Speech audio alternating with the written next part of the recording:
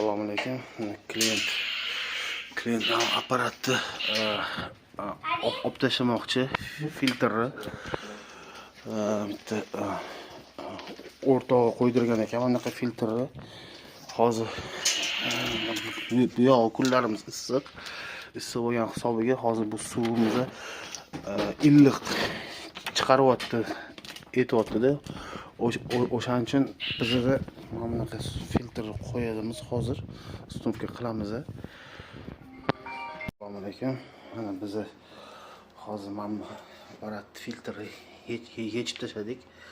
Mana bu yerda kun issiqligiga ichidagi suv g'alati chiqyapti, issiq chiqyapti, illiq chiqyapti deyishayotgani uchun bizda mana o'zimizda mana davleniyalari yaxshi. Mana hozir qo'yib berdik klientimizga.